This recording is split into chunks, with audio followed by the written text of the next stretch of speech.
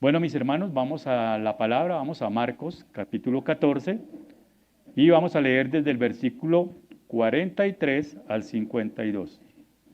Marcos, capítulo 14, versículos del 43 al 52. Marcos 14, 43 al 52. Es una historia que a veces lo vemos como mucha historia y de pronto la hemos visto así. Miremos que el Señor que nos tiene preparados hoy. ¿Lo tenemos? Amén. Listo, vamos a leer. Entonces dice, arresto de Yeshua dice aquí en mi versión. Dice, luego hablando él aún, vino Judas, que era uno de los 12, y con él mucha gente con espadas y palos de parte de los principales sacerdotes y de los escribas y de los ancianos. Y el que le entregaba les había dado señal diciendo, al que yo besare, ese es, prendedle y llevadle con seguridad. Y cuando vino, se acercó luego a él y le dijo, maestro, maestro, y le besó. Entonces ellos le echaron mano y le prendieron. Pero uno de los que estaban allí, sacando la espada, hirió al siervo del sumo sacerdote, cortándole la oreja.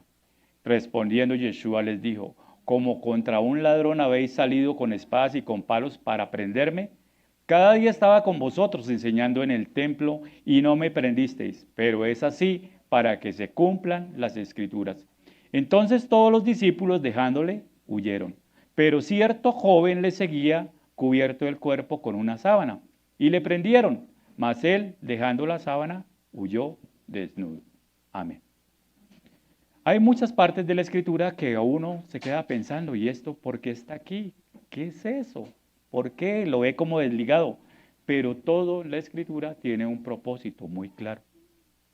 Y eso es lo que nosotros debemos buscar de verdad, esa coherencia y decirle al Espíritu Santo que nos revele qué es esas maravillas que Él ha dejado ahí.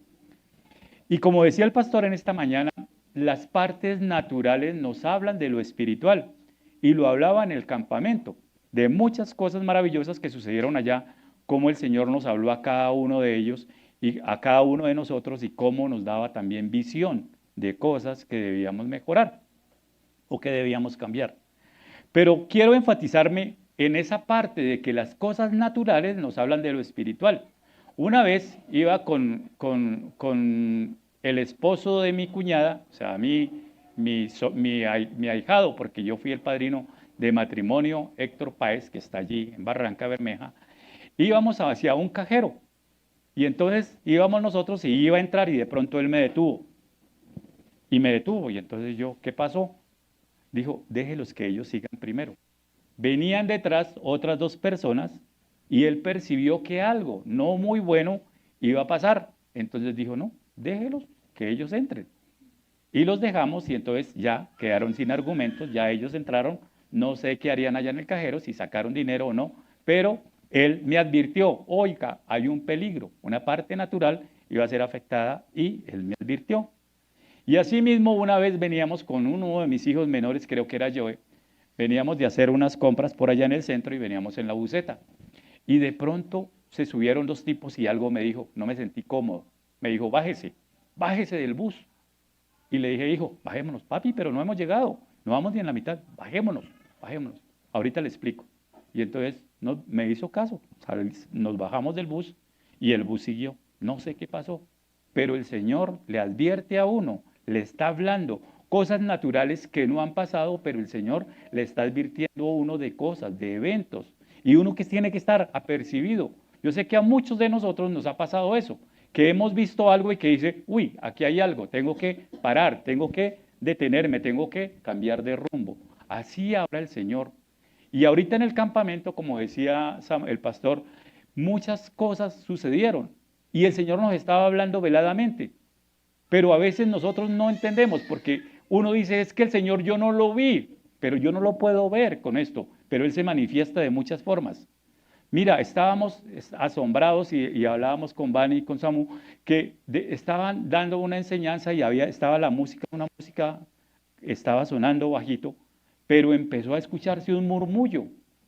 Y ese murmullo, como dice la Escritura, como si fuera una cascada gigante que estuviera cayendo, ¿sí? Agua, agua, agua. Y entonces como el murmullo de muchas aguas, yo decía, ay, como el murmullo de muchas aguas.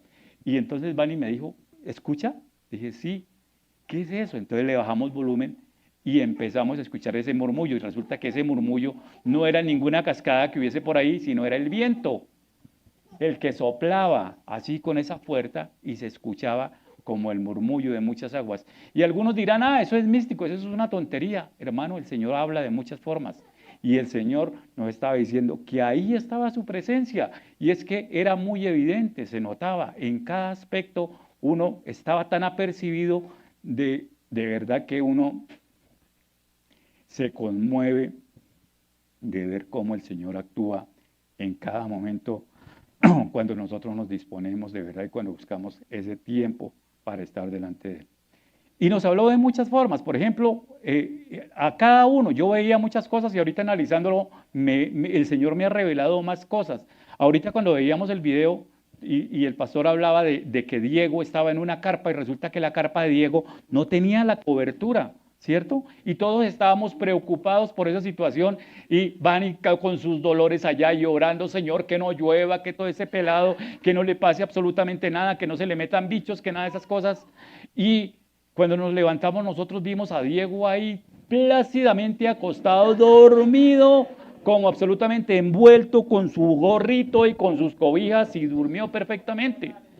Pero entonces veríamos la cobertura. Pero entonces, ¿qué me hablaba el Señor? Decíamos, Diego, está diciendo, ¿cómo estás viviendo tu vida sin el techo? Que es lo importante. Entonces el Señor nos estaba diciendo, está viviendo sin mi cobertura. Y eso es lo que el Señor nos está advirtiendo. Oiga, esos eventos naturales me está hablando de algo espiritual. Está viviendo sin la cobertura. Y entonces, ¿qué tenemos que decirle? Diego, el Señor está diciendo, oiga, busque su cobertura para que pueda vivir, para que pueda dormir, para que pueda estar tranquilo de verdad en la libertad que el Señor nos da. Entonces, fíjese cómo las cosas naturales nos explican, nos hablan de las cosas espirituales. Y eso es lo que tenemos que estar apercibidos. Miguelito y Dylan, por ejemplo, estaban durmiendo en una carpa y ellos se levantaron y dijeron, no pudimos dormir. ¿Por qué? Estábamos incómodos. ¿Qué les está hablando el Señor de su vida espiritual? Hay tiempo, hay espacio suficiente para que el Señor de verdad esté entronándose en ellos y esté gobernándolos. Eso es algo que el Señor les está hablando ahí de forma espiritual, de forma velada, que nosotros tenemos que estar apercibidos y mirar a ver qué es lo que tenemos que hacer. Tenemos que desocupar tantas cosas que tenemos en nosotros para que el Espíritu del Señor entre y se entrone en nosotros y pueda Él estar tranquilo en este templo que somos cada uno de nosotros.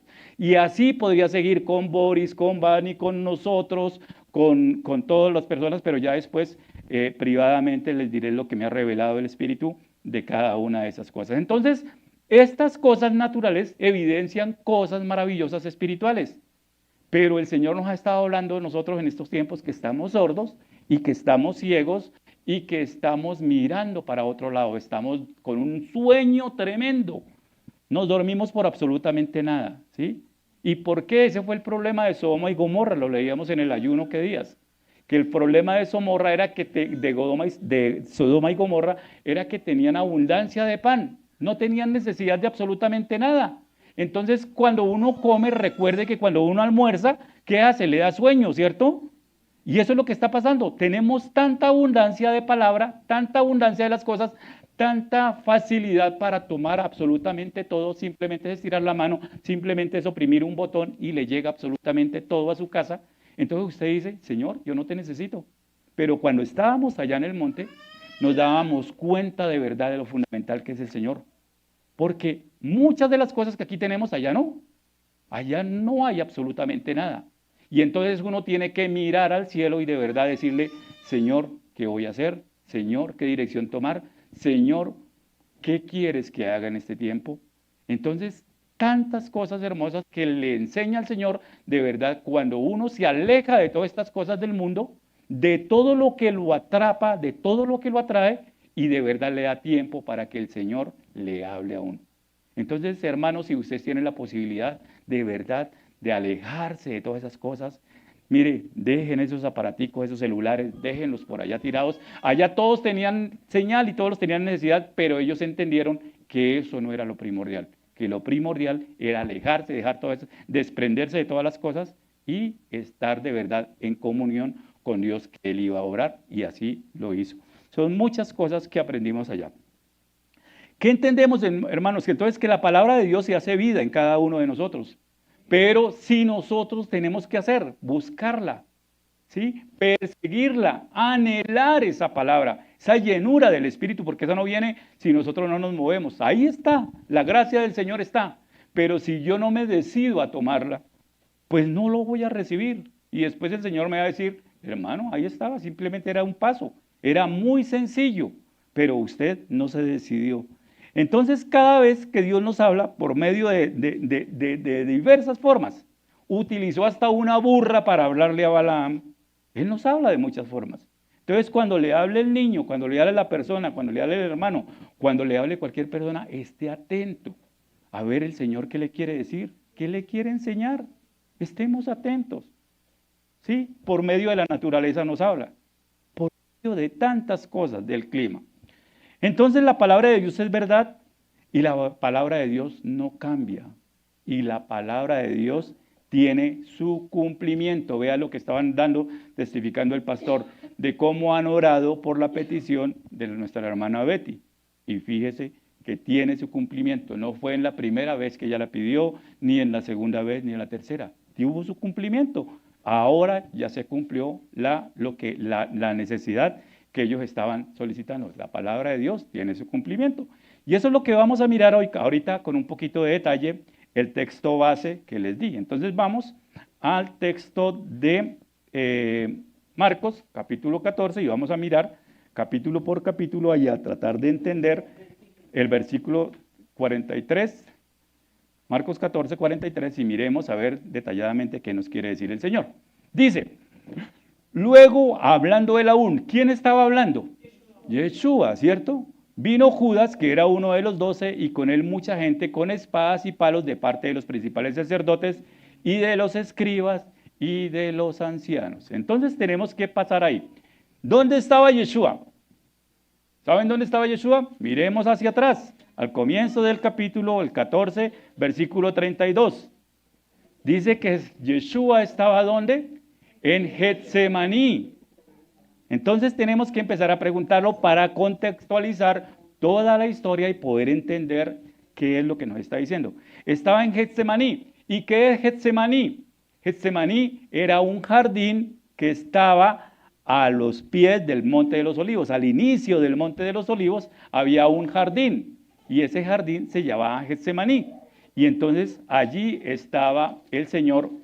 ¿Y qué estaba haciendo el Señor allá en Getsemaní? ¿Recuerdan qué estaba haciendo? Orando, estaba orando. ¿Y por qué estaba orando? Porque él sabía que ya venía la hora en que iba a empezar todo el sacrificio, todo el vía crucis, como le dicen los católicos. Todo ese tiempo de tremendo en que él iba a llevar el madero y a dar la vida por todos nosotros. Y entonces, ¿cómo estaba él en ese momento?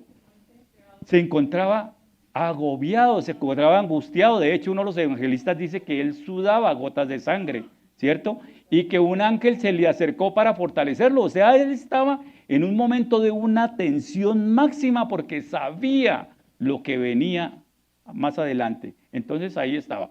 Bueno, ahora la pregunta y dice, y luego él hablando, él aún vino Judas. ¿Quién encabezaba el grupo entonces que venía por ahí? Judas. ¿Y quién es Judas? Uno de los apóstoles, ¿cierto? Ah, bueno.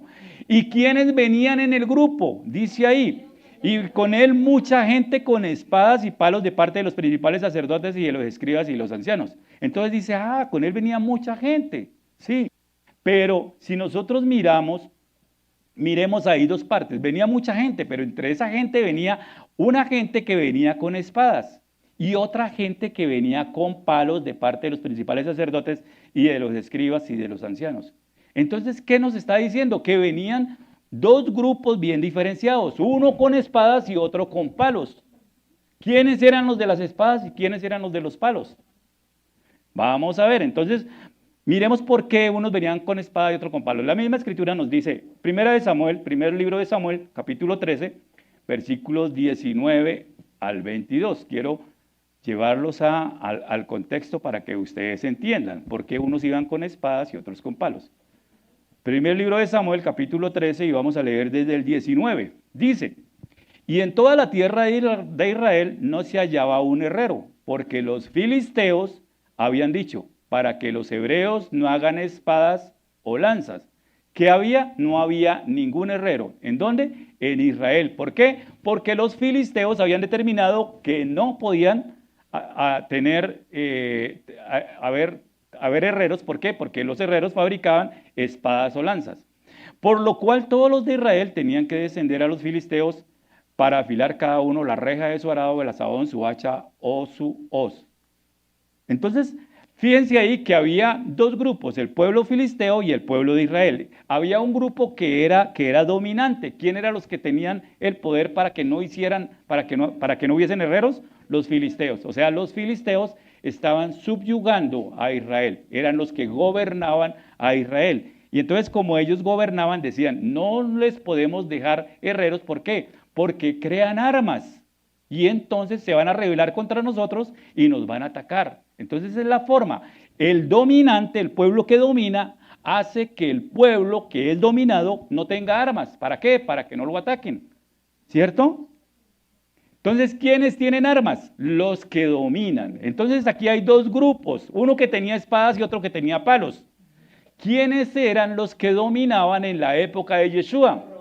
Los romanos. ¿Y qué parte de los romanos? Mira que nos lo dice mejor en Lucas, en Juan, creo que es 18, nos dice más claramente quiénes son. Juan 18, 12, dice, entonces la compañía de soldados, nos está hablando, ¿de dónde eran esos soldados? Romanos. Está hablando de lo mismo, del arresto de Yeshua, pero ahí nos habla de que hay una compañía de soldados. Entonces, lo que quiero especificar es que entre esa mucha gente que iba a arrestar a Yeshua, iba una compañía de soldados romanos y había otro grupo que tenía palos de parte de los principales sacerdotes y de los escribas y de los ancianos. Entonces, ¿está claro eso? Dos grupos, el grupo romano y el grupo de los alguaciles de las autoridades judaicas, judeanas o algunas cosas así, ¿sí? O de los judíos, de las autoridades de los judíos. Muy bien. Miremos el versículo 44. Y el que le entregaba les había dado señal diciendo, al que yo besare, ese es, prendedle y llevadle con seguridad. ¿Qué había establecido Judas? Una señal. ¿Y cuál era la señal de Judas? La señal de Judas era un beso. ¿Y por qué él lo señalaba? ¿Por qué él lo señalaba? Entonces ahí viene la pregunta. Si eran 12 los que estaban allá y si Yeshua era tan conocido, ¿por qué lo señalaban? Viene uno a preguntarse, oiga, ¿por qué? Y entonces ahí lo primero es para que se cumpliese la escritura. ¿Qué dice el Salmo 41, versículo 9? Salmo 41, versículo 9. Fíjese que todo es el cumplimiento de la escritura porque el Señor lo tiene todo absolutamente planeado. 41:9 dice, aún el hombre de mi paz, en quien yo confiaba, el que de mi pan comía, alzó contra mí el calcañar. Se estaba cumpliendo la profecía. ¿Por qué él tuvo que darle el beso? ¿Por qué lo señaló? Porque debía cumplirse la escritura. Miremos ahí en el Salmo 55, en el verso 12 y 14. ¿Por qué?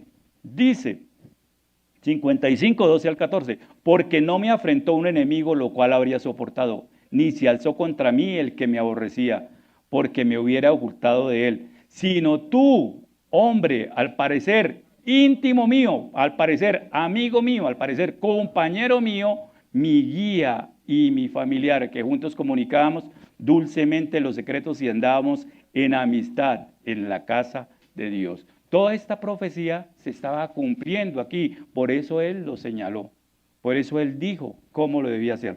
Y más aún en Juan 13:18, nosotros vemos aún que el Señor Yeshua lo había dicho.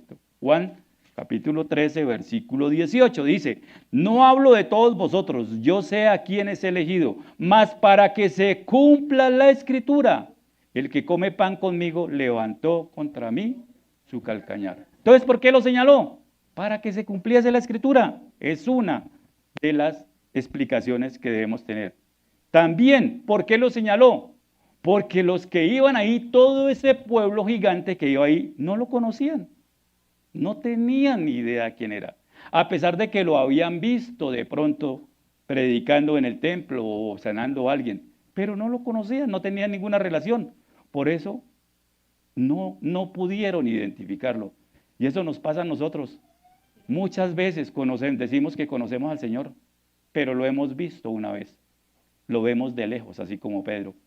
No tenemos una intimidad, una relación. Y si no tenemos esa identidad, esa relación, pues no podemos identificarlo, lo mismo que Judas. Mucha gente que estaba ahí lo vieron, mucha gente escucharon de él, pero no tenían ese contacto y por eso no lo conocían. Y tercero, porque Yeshua no se distinguía fácilmente. No era como nos lo han pintado siempre, ese hombre así con cabello largo, con una barba, con unos ojos claros, delgado, alto, mejor dicho, bien parecido, ¿sí? Ese que aparece en los cuadros, en las imágenes, no es, porque ese fácilmente lo hubiesen reconocido. Porque la constitución de los hebreos es totalmente diferente a ese Yeshua que pintan ahí. Ese no tiene absolutamente nada. Si ese hubiese sido, lo hubieran identificado, no había tenido que Judas hacer absolutamente nada. Pero Yeshua es diferente. Miremos lo que dice Isaías 53, versículo 2. Isaías 53, versículo 2, no lo describe físicamente como él era. Sí, señorita. Yo lo tengo, bueno, leámoslo aquí y luego lo leo en otra versión que lo tengo por acá. 53, 2. Subirá cual renuevo delante de él y como raíz de tierra seca. Dice, no hay parecer en él, o sea, no se distingue, ni hermosura, no es bonito. Le veremos, mas sin atractivo para que le deseemos. En la versión Dios habla hoy, dice, el Señor quiso que su siervo creciera como planta tierna, que hunde sus raíces en la tierra seca. Dice, no tenía belleza, no tenía esplendor y su aspecto no tenía nada de atrayente. O sea, que cuando nosotros veamos a Yeshua, si vamos a ver ese de Hollywood, ese de los carteles, pues no lo vamos a identificar. Le vamos a dar, se van a postrar delante de otra persona que no es. Y el verdadero Mesías, pues va a pasar desapercibido. Entonces, por eso es que él lo tuvo que señalar, porque tenía que verlo, teníamos que identificarlo. Bien, ¿y por qué el beso? ¿Por qué el beso? ¿Por qué ese beso? ¿A quién se le da el beso? A las personas cercanas, ¿cierto? A las personas que tienen una intimidad, a las personas que relacionan. Zacarías 13:7 nos dice, vamos a dar un paseo por la escritura, hermano. Zacarías 13:7 dice, levántate, oh espada, contra el pastor, pero también levántate, espada, contra el hombre compañero mío, dice el Eterno de los ejércitos.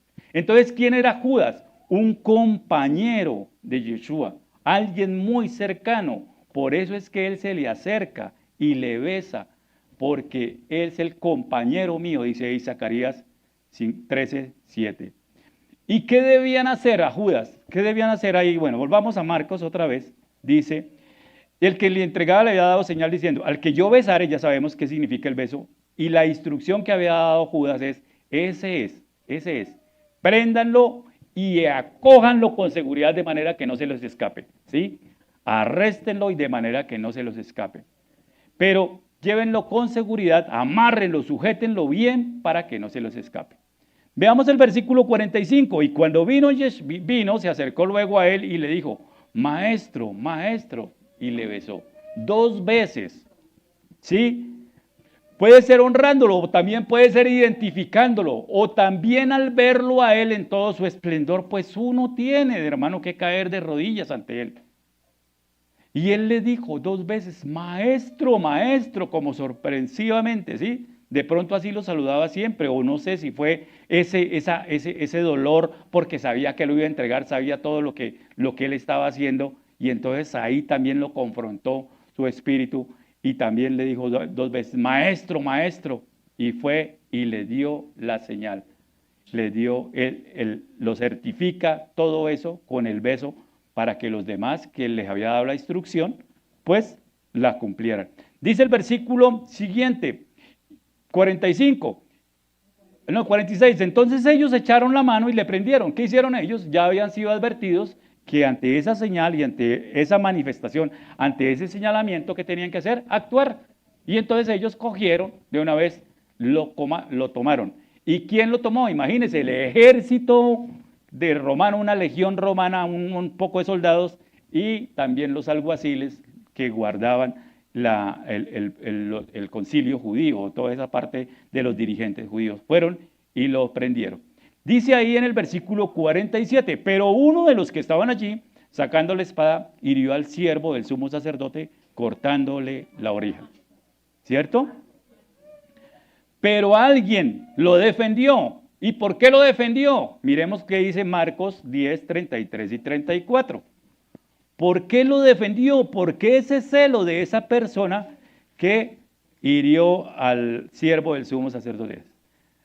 Marcos 10, 33 y 34. He aquí, dice Yeshua, subimos a Jerusalén, y el Hijo del Hombre, o sea, Yeshua, será entregado a los principales sacerdotes y a los escribas, y le condenarán a muerte, y le entregarán a los gentiles, y le escarnecerán, le azotarán, y escupirán en él, y le matarán, pero al tercer día resucitará. Tal vez este discípulo recordó esas palabras y dijo, aquí van a coger a mi Señor y yo no voy a quedarme tranquilo, quieto y nada por el estilo. Entonces por él llegó y sacó, acá dice que la espada, y en una versión dice que le cortó la oreja al siervo del sumo sacerdote. En Juan 18 nos dice que ese discípulo se llama Pedro y que el siervo del sumo sacerdote se llama Malco, ¿sí?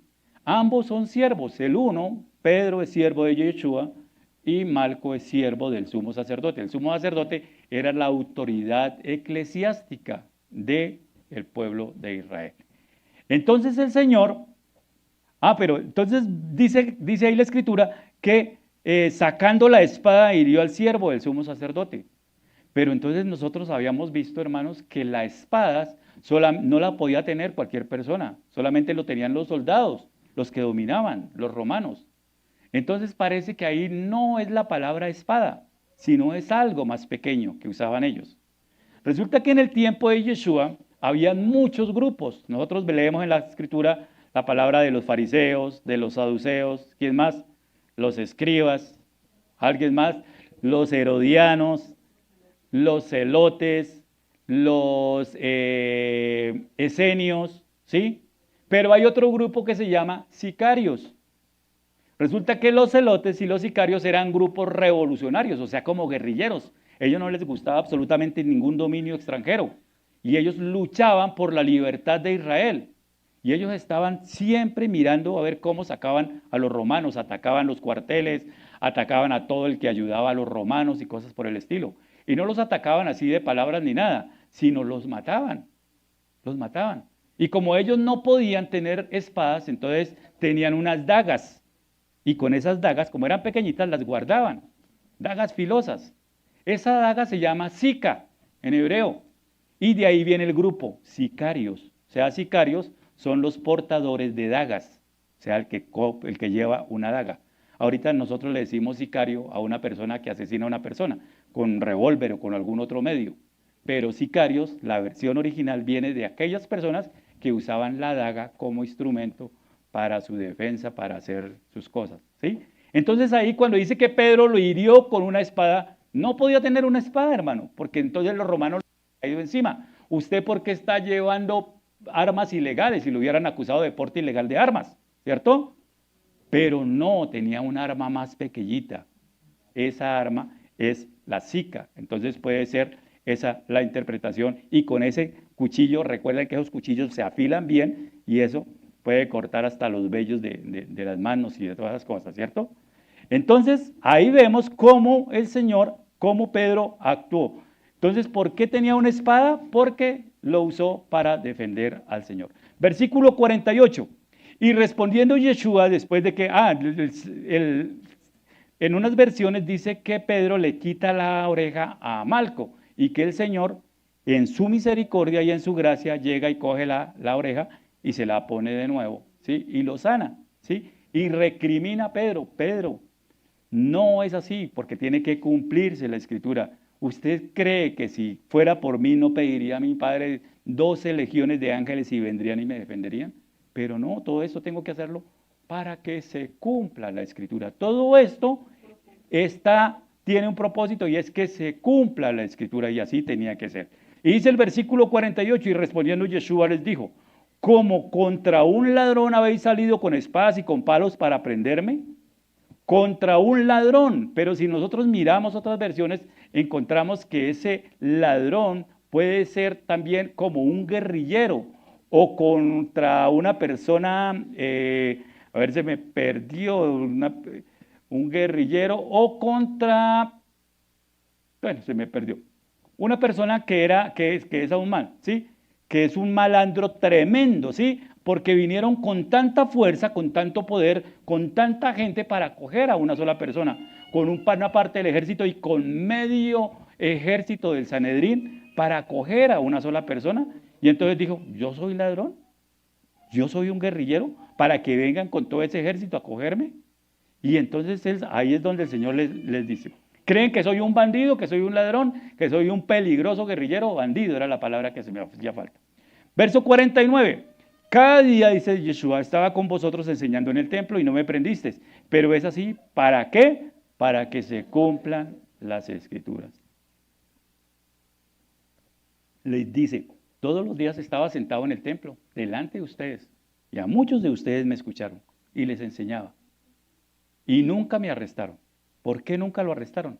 Juan 7:30.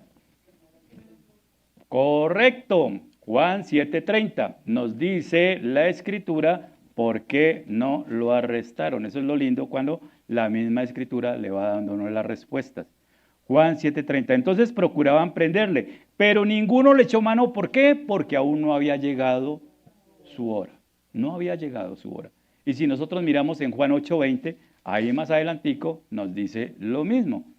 Juan 8:20 dice, estas palabras habló Yeshua en el lugar de las ofrendas, enseñando en el templo, y nadie le prendió porque aún no había llegado la hora. Entonces, ¿por qué? Él les dice, estaba en el templo sentado y nunca me prendieron, nunca me apresaron. ¿Por qué? Porque aún no había llegado la hora. O sea que la Escritura tiene sus tiempos, tiene su cumplimiento. Y todo lo que el Señor hizo tiene su cumplimiento. ¿Pero cuándo? En el tiempo del Señor. No en el tiempo mío, sino en el tiempo del Señor. Y todo es perfecto y eso es lo que el Señor Yeshua nos está enseñando hoy. Para que entonces, porque aún no había llegado su hora. Y lo otro era para que se cumpliese la Escritura. Esa fue la forma destinada por el Creador para que su obra, para la redención de su pueblo, el cumplimiento de su plan perfecto. Yeshua es el cumplimiento de la palabra. Y vamos al versículo 50 y dice que todos los discípulos lo dejaron solo, lo abandonaron, huyeron, cumpliendo las profecías. ¿Recuerdan a Zacarías 13:7? Zacarías 13:7 dice, levántate, oh espada, contra el pastor y contra el hombre compañero mío, dice el Eterno de los ejércitos, hiere al pastor y serán dispersadas las ovejas, y haré volver mi mano contra los pequeñitos. Hiere al pastor y serán dispersadas las ovejas. Por eso dice aquí, en el versículo 50, todos los discípulos dejándolo, huyeron. En otras versiones dice, para que se cumplan las Escrituras, esta fue la forma destinada, dice, todos se escandalizarán de mí, dice el Señor ahí en Marcos 14:27. Otra versión dice, van a perder su confianza en mí. Otros dice, todos me abandonarán porque así está escrito. Y la profecía era que Dios golpeará al pastor y las ovejas se dispersarán. Otra versión dice, mataré al pastor y las ovejas se dispersarán. Y la versión que tenemos aquí en la Reina Valera dice, heriría al pastor y las ovejas serán dispersadas. Entonces en los discípulos se está cumpliendo esta profecía. Pero viene esta parte, estos dos versículos 51 y 52, que a veces decimos, ¿y esto qué? ¿Es un agregado? ¿Es algo? Miremos a ver qué dice el Señor. Dice, pero cierto joven le seguía, cubierto el cuerpo con una sábana, y le prendieron. Mas él, dejando la sábana, huyó desnudo. ¿Qué relación tiene con lo que estamos hablando? Muy poco, ¿cierto? Muchas veces me había preguntado de esos dos versículos, ¿qué significa? Señor, revélame. Y bueno, aquí está algo que el Señor me ha dado. Entonces este versículo lo he dividido en 7 partes. La primera, 7 partes. Primero, dice, cierto joven, la primera parte. Segunda parte, le seguía. Tercera parte, cubierto el cuerpo con una sábana. Cuarta parte, le prendieron. Quinta parte, él dejando la sábana. Sexta parte, huyó. Y la séptima, desnudo. Huyó desnudo. Entonces miremos qué significa esa parte de la escritura que ha estado ahí por mucho tiempo y muy poco se ha visto. Entonces, miremoslo literalmente. Cierto, cuando yo digo cierto, significa que es una persona que yo conozco. Cierto joven, es una persona que yo conozco, pero que no quiero divulgar su nombre. Cierto joven, cierto joven que por ahí que estoy mirando, ¿sí? Entonces, quiere decir que yo lo conozco, pero que no lo quiero identificar, ¿cierto? Entonces, el Señor nos está diciendo cierto joven, ¿cierto? Que tiene una cualidad, que es joven, cierto joven. Entonces, la pregunta es, ese joven, bueno, la característica que nos da es que es joven. Entonces, la pregunta es, ¿sería uno de los discípulos?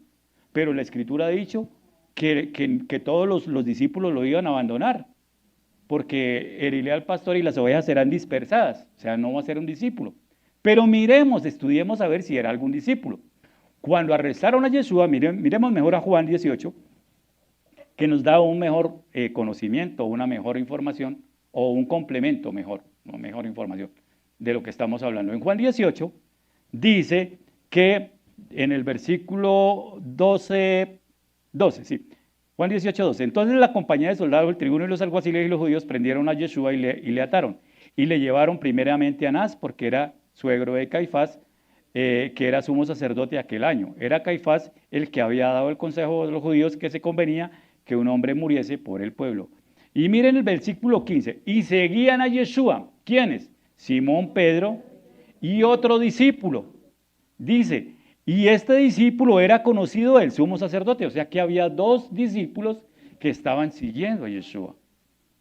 Uno tiene una cualidad, no identifica quién es, pero dice que era conocido del sumo sacerdote.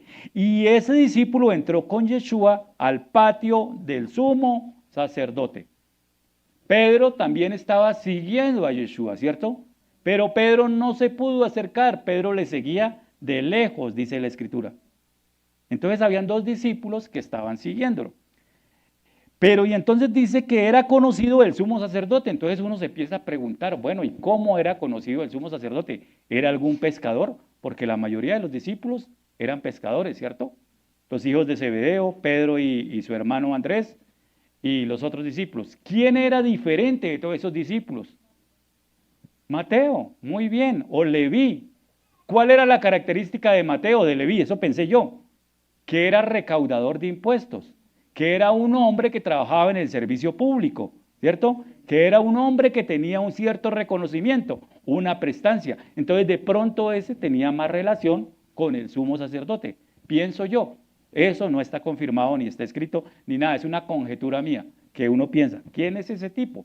No es Juan, porque no dice aquí que el discípulo o alguna característica, nada, sino un discípulo que la característica es que conocía al sumo sacerdote.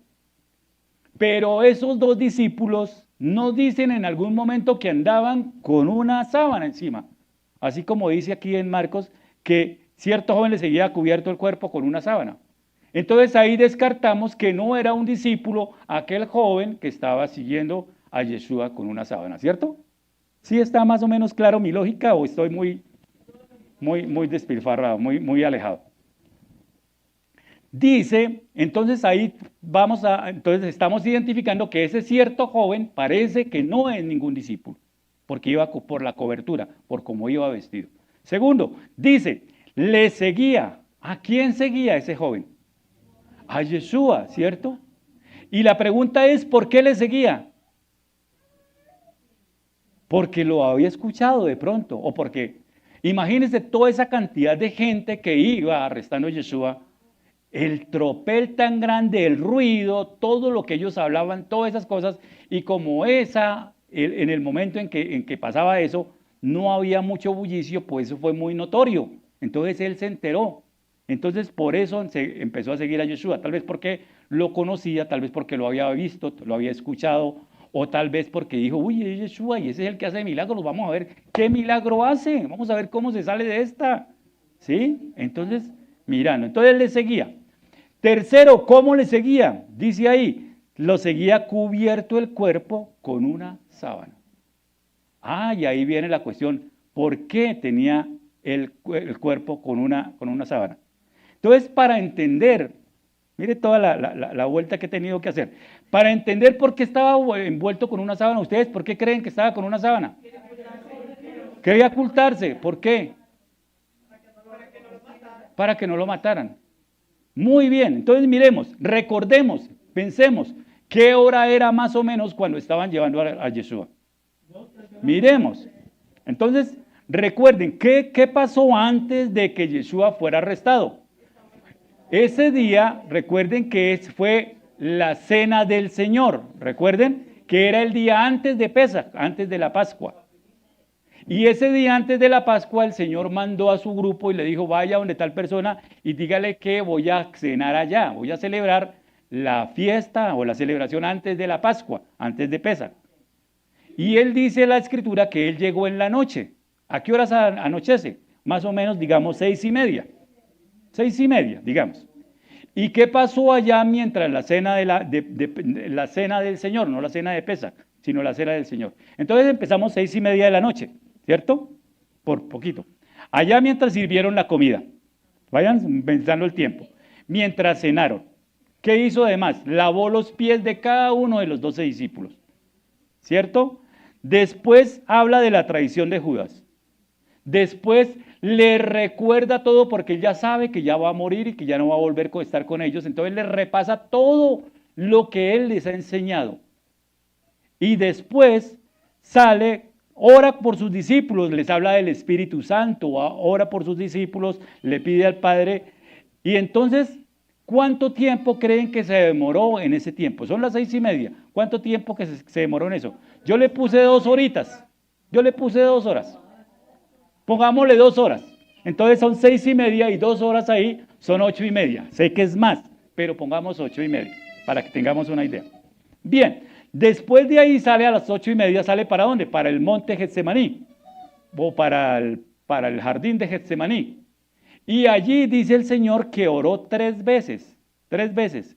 Y se le acercó la primera vez que les dijo, oiga, velen y oren porque mi alma está muy angustiada, estoy muy atribulado.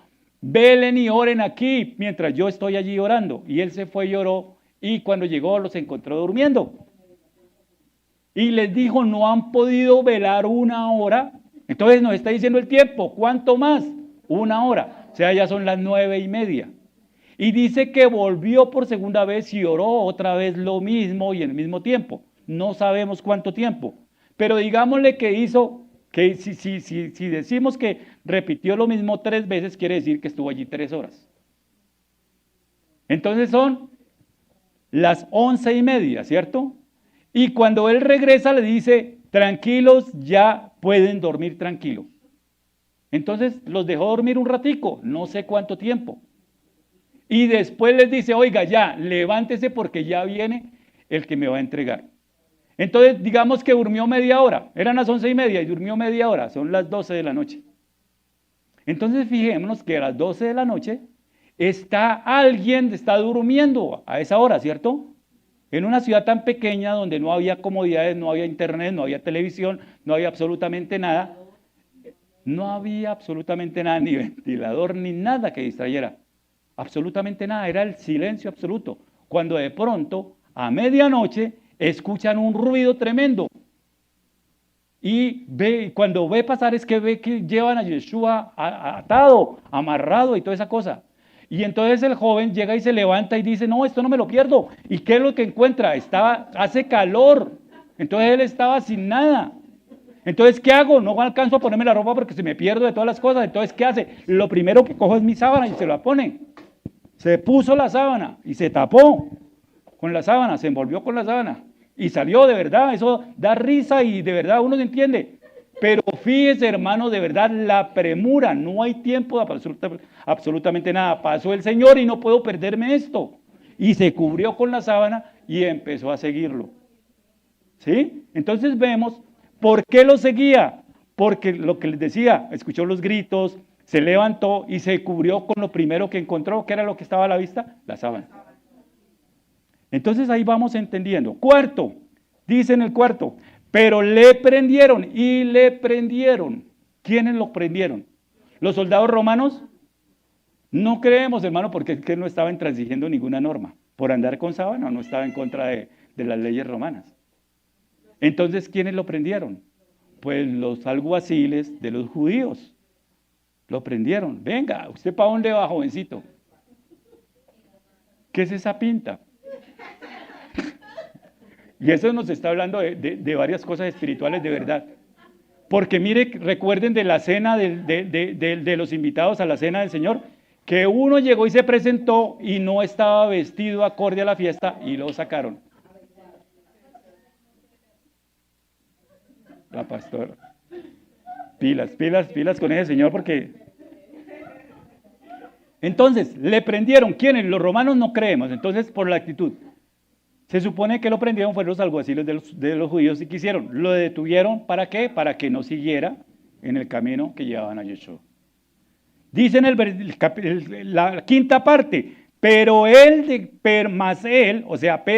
dejando la sábana, él cuando se sintió allá atrapado y todas esas cosas, dijo, no, aquí yo no puedo seguir con esto, tengo que dejar toda esa cosa. Entonces, ¿qué hizo? Llegó y dijo, cuando lo cogieron, él salió para el otro lado. Y entonces lo prendieron, dejó su cobertura, dejó todo lo que tenía, ¿sí? Se deshizo de ello para que no lo atraparan, ¿sí? Dejó su sábana. No importa. Lo importante es que no morir, que no lo atrapen.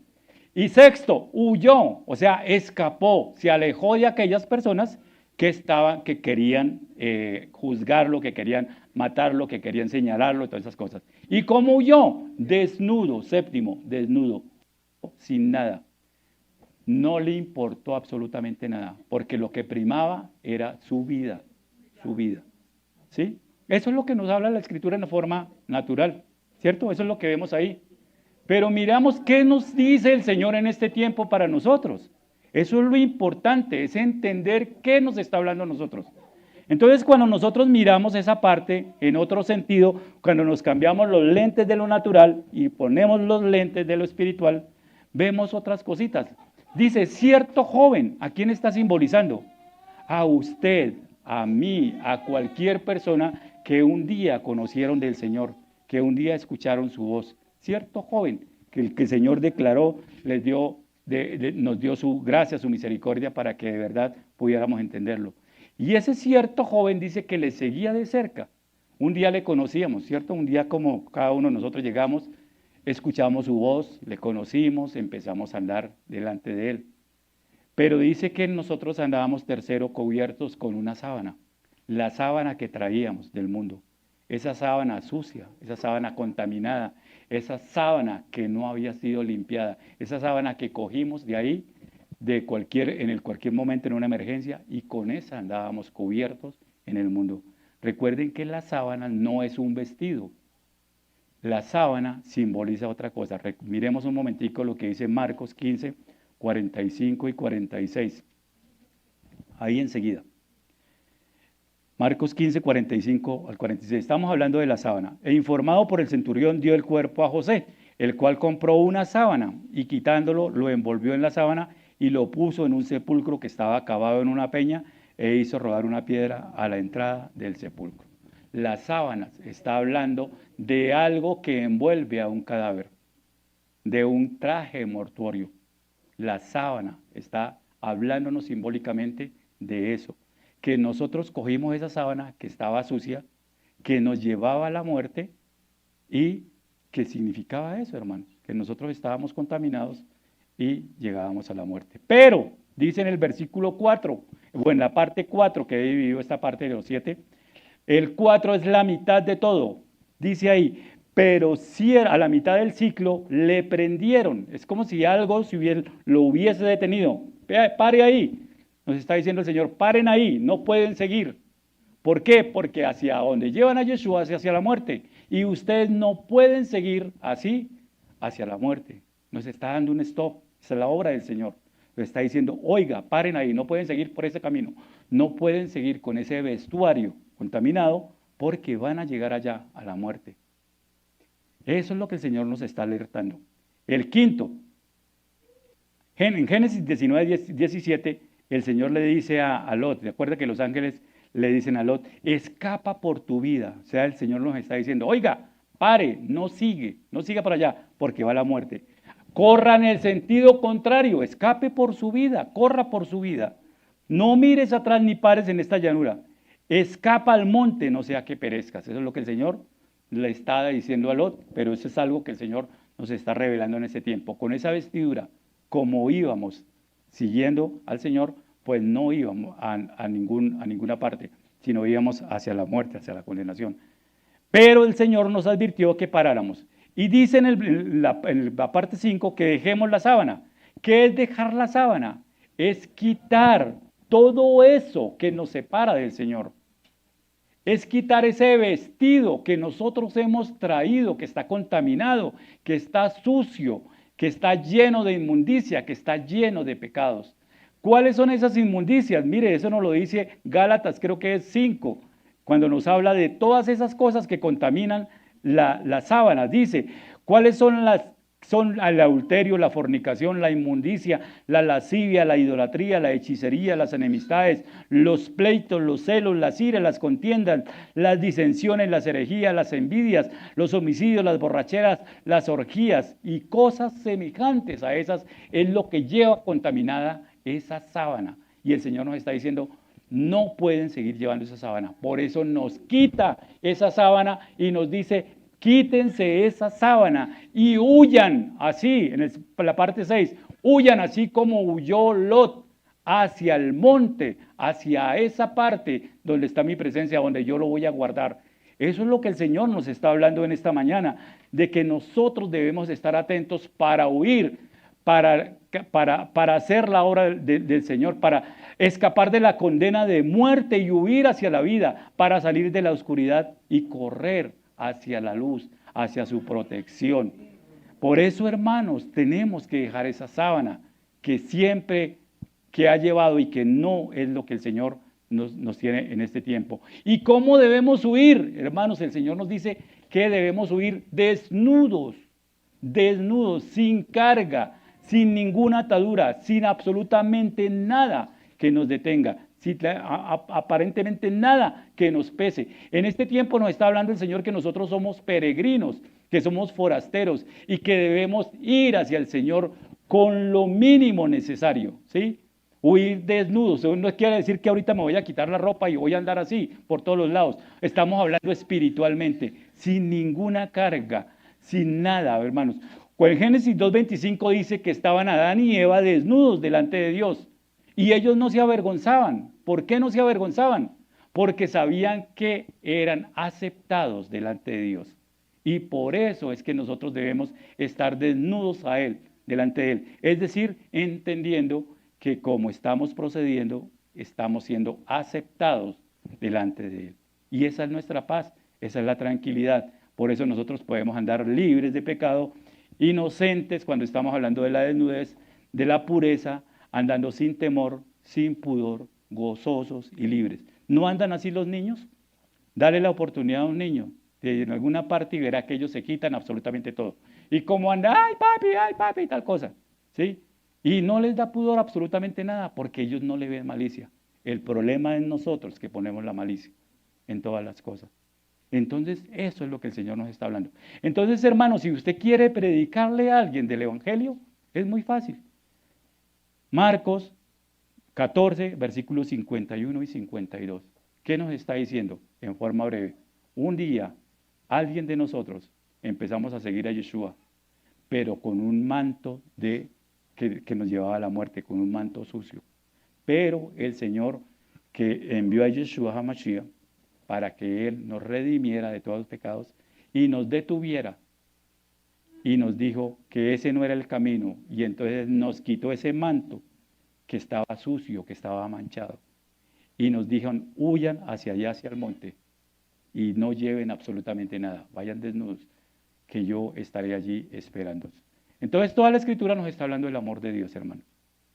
Todo tiene propósito en la Escritura. A veces vemos pasajes que los vemos ahí como tan insignificantes, tan banales, tan sin sentido, pero vemos que el Señor tiene propósitos en todos ellos y nos está hablando de algo grandioso, del maravilloso amor de Dios en todas las cosas. Algo que nosotros de verdad debemos corroborar, debemos darle gracias al Señor. Y esto no está suelto, hermanos. Si miramos, por ejemplo, Efesios 2, del 1 al 3, nos está hablando de esta primera parte. ¿Cuál es la primera parte? Que nosotros, como hombres, seguíamos con nuestros vestidos hacia la muerte. Íbamos derechos a la muerte. Efesios 2, del 1 al 3. Venga a ver si lo encuentro por acá. Gálatas, Colosenses, Efesios 2. Ya lo tienen ahí, yo no. Dice, Efesios 2, y Él les dio vida a vosotros cuando estabais muertos en vuestros delitos y pecados. ¿A quién les está hablando? A vosotros, o sea, a nosotros. ¿Qué nos dice? Que estábamos muertos, o sea, íbamos hacia la muerte. ¿Y cómo íbamos hacia la muerte? ¿Por qué? Porque estábamos inmersos en nuestros delitos y en los pecados, en los cuales anduviste en otro tiempo, siguiendo la corriente de este mundo, conforme al príncipe de la potestad del aire, el espíritu que ahora opera en los hijos de desobediencia, entre los cuales también todos nosotros vivimos en otro tiempo, en los deseos de nuestra carne, haciendo la voluntad de la carne y de los pensamientos, y éramos por naturaleza los hijos de ira, lo mismo que los demás. ¿Qué nos está diciendo? Que el hombre seguía condenado con esa mortaja, con ese vestido de muerte, porque seguía en sus delitos y pecados. Esa era nuestra vida antigua. Y dice el versículo 4, mire cómo empieza, pero, hubo un pare, oiga, deténgase, hay algo importante aquí, hay algo que tienes que detenerte y mirar. De verdad, ponga la lupa y mire lo que nos está diciendo el Señor. Pero, Dios, el Padre Eterno, que es grande en misericordia y por su gran amor con que nos amó. Entonces hubo un pare y nos está diciendo, aquí está el amor de Dios, aquí está Yeshua, aquí está la obra del Señor. Y nos dice en del versículo 5 al versículo, a ver si lo encuentro acá, 10, dice, aún estando nosotros muertos en pecados, nos dio vida juntamente con Yeshua. Por gracia sois salvos, y juntamente con Él nos resucitó, y asimismo nos hizo sentar en los lugares celestiales con Yeshua, el Mesías, para mostrar en los siglos venideros la abundante riqueza de su gracia en su bondad para con nosotros en Yeshua HaMashiach, y siguen más. Pero ¿qué quiero resaltar, hermanos? Que ese momento que Él nos detuvo es para mostrarnos lo que hizo Pablo, que quitó el manto contaminado. Él dice que Él nos dio vida en Yeshua. O sea, nos quitó ese manto, ¿cómo se llama? Esa sábana que estaba contaminada y nos dio vida en Yeshua. Y dice que ahora vamos a huir, a correr hacia su reino, para sentarnos en los lugares celestiales. Y dice que por el regalo, por la gracia de Dios, somos nosotros salvos en este momento. O sea que podemos andar desnudos porque somos aceptos delante de Dios. Todo eso mismo que estaba diciendo Pablo es lo que nos dice Marcos en 2 versículos, 51 y 52. Pero un joven le seguía cubierto con una manta, y le detuvieron. Pero él dejó la manta, huyó desnudo. Todo eso es lo que hemos estado hablando de la obra del Mesías y del amor de Dios. Y es que el amor de Dios es tan grande. En primera carta de Juan 4:9 dice, en esto se mostró el amor de Dios para con nosotros, en que Dios envió a su Hijo unigénito al mundo para que vivamos por Él. Ahí está el amor de Dios y el regalo perfecto que Dios nos dio. ¿Qué haría usted por alguien que le salva la vida? Ahorita veníamos y había un accidente feo ahí en la autopista. Bueno, ahí entrando aquí a Bogotá. Y de verdad, decía mi esposa, cuando salió este señor en la moto, ¿pensaría en algún momento que algo de eso le iba a pasar?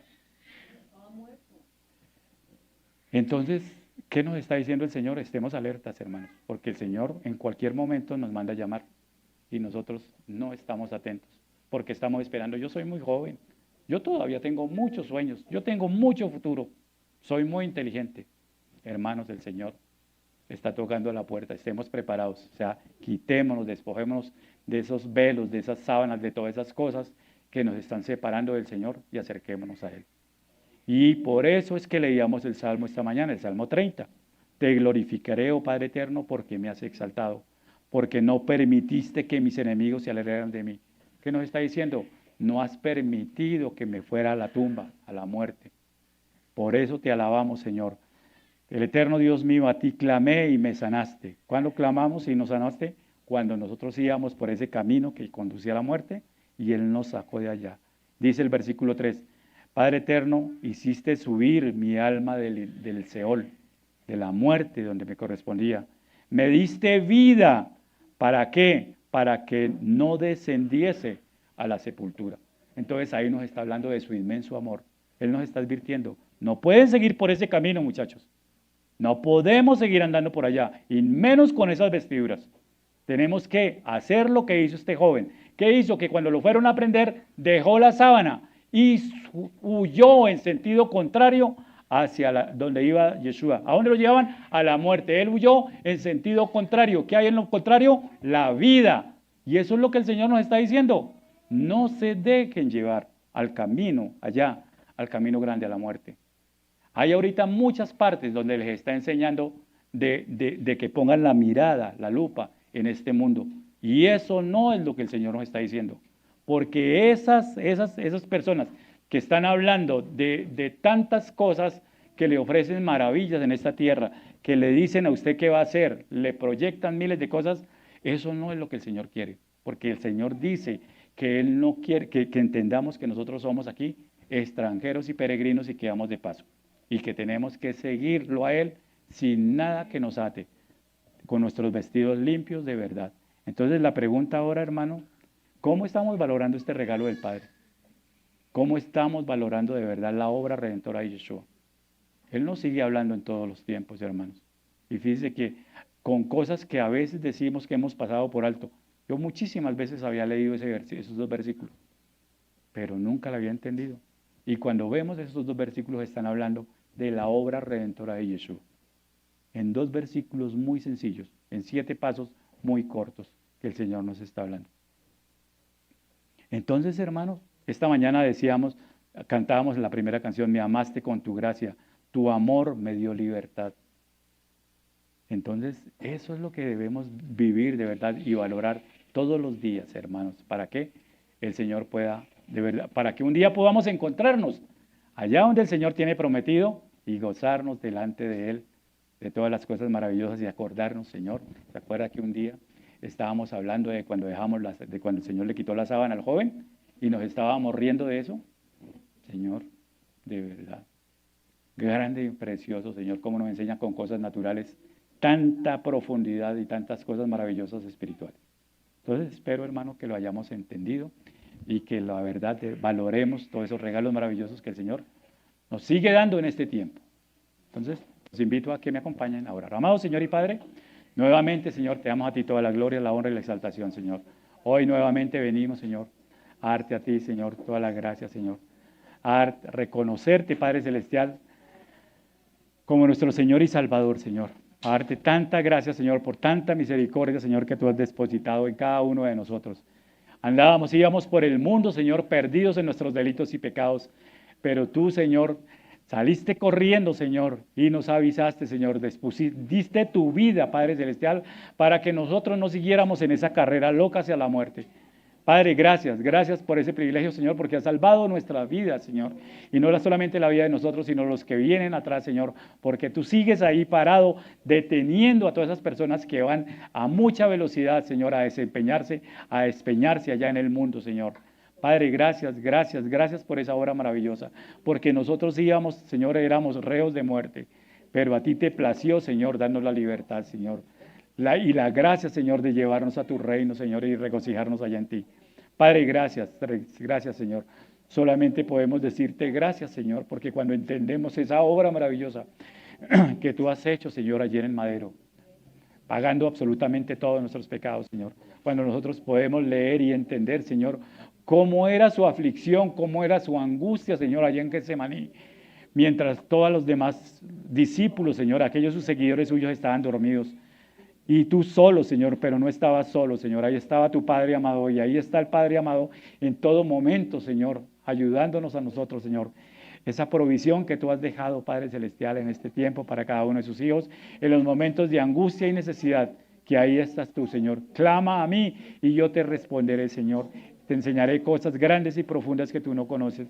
Gracias, Padre, por todas las bendiciones, porque aún, Señor, a pesar de nuestra condición, Señor, de que somos pecadores, Señor, que muchas veces le embarramos y de muchísimas formas, Padre Celestial, ahí está tu gracia y tu misericordia, Padre Celestial. Gracias, gracias, gracias, Señor, por cada uno de tus hijos, Señor. Gracias por todo lo que tú nos has enseñado, Señor. Y gracias, Señor, por esta congregación santa, Señor, que has entendido, Señor, que lo importante que es llevar esas vestiduras, Señor, no esas sábanas, Señor, contaminadas, Señor, sino esas vestiduras blancas, ese vestido que tú tienes, Señor, porque la sábana no es un vestido, Señor, sino que tú nos vas a revestir con todo ese vestido blanco y resplandeciente, Señor. Gracias, Padre Celestial, por esos vestidos, por esas vestiduras blancas para tu pueblo, Señor. Porque tu pueblo, Señor, ahora que ha entendido, Señor, anda en santidad, Señor, buscando, Señor, a ti en todo momento.